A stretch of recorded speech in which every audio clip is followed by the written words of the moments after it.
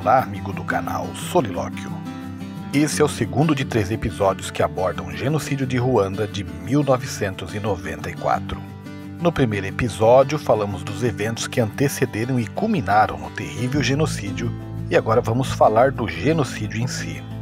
Se você ouviu o primeiro episódio, sabe que o genocídio começa quando o presidente Hutu da Ruanda é morto com a queda de seu avião. Os Tutsis foram culpados pelo ocorrido, o que desencadeou a violência. Do início de abril a meados de julho de 1994, pessoas da etnia majoritária Hutu desse pequeno país da África Central sistematicamente assassinaram membros da minoria Tutsi. Durante o genocídio, os Tutsis eram arrancados dos seus lares e mortos a golpes de facão e outros instrumentos cortantes. No ardor da selvageria, os Hutus matavam covardemente Tutsis homens, mulheres e até crianças, além de ceifar as vidas de Hutus considerados moderados, aqueles que não apoiavam essa loucura.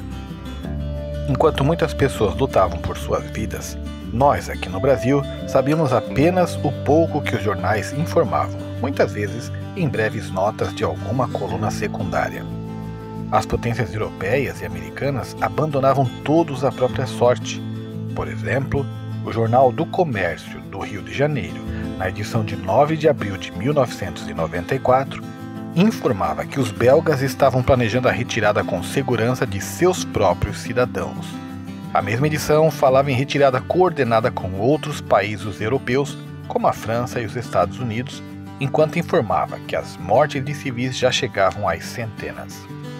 Depois, o jornal fala da perda de 10 soldados da ONU, algo mostrado no filme Hotel Ruanda.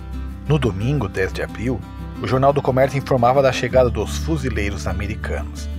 Mas eles não vinham defender civil ruandês nenhum, apenas retirar os seus conterrâneos, e enquanto isso, o terror continuava imperando no lugar, ao passo que famílias, dia após dia, semana após semana, eram mortas a golpes de facão, muitas vezes por seus próprios vizinhos. Nem as igrejas foram poupadas. Costumeiros refúgios de barbáries anteriores, por causa do costumeiro asilo chamado de santuário, 2 igrejas são exemplo da selvageria que se apoderou de Ruanda. Numa igreja contabilizou-se 5.000 assassinatos. Os bancos de cimento da igrejinha estão ocupados por roupas e objetos das vítimas, como os infames cartões de identidade. Noutra igreja, transformada em memorial, 10.000 que ali buscaram proteção foram mortos.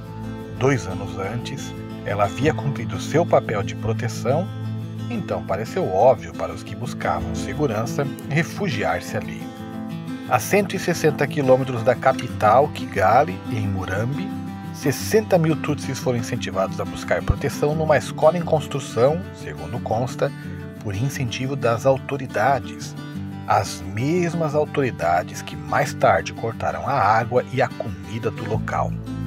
Um artigo da Folha de São Paulo intitulado Memoriais trazem à tona atrocidades do genocídio de Ruanda conta que numa escola, uma mancha preta ainda denunciava o lugar onde batiam a cabeça das crianças contra a parede. Imagine o pavor de um pequeno inocente em saber seu breve futuro e a dor física de ser morto de maneira tão cruel. Um dos fatos mais questionados nesse período foi a inércia das potências militares. Na edição de 15 de julho, portanto já com 3 meses de selvageria, o Jornal do Comércio traz um artigo do jornalista Eduardo Pacelli, onde ele se pergunta por que os intelectuais do mundo não estavam se manifestando e por que a mídia brasileira estava tão calada. Mas, sempre no meio do caos e do pior do que a humanidade tem a oferecer, sempre emerge também a parte bela do que é um ser humano.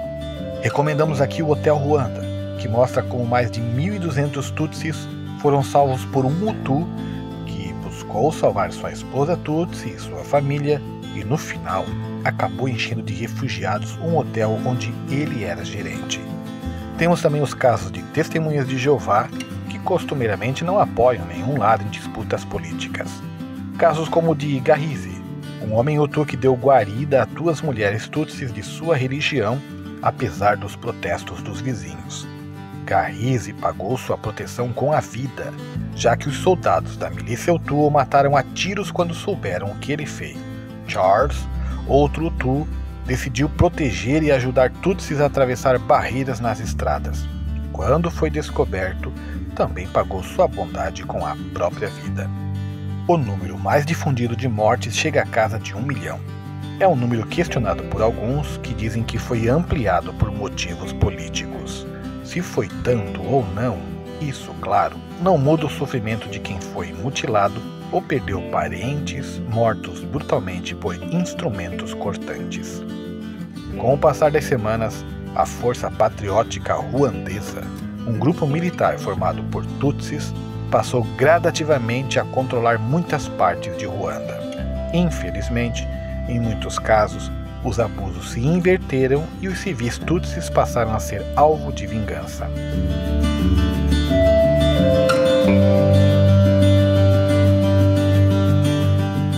Curta o vídeo, mesmo que o evento em si não seja algo a ser curtido. Em breve o canal Solilóquio voltará com o desfecho desse evento absurdo.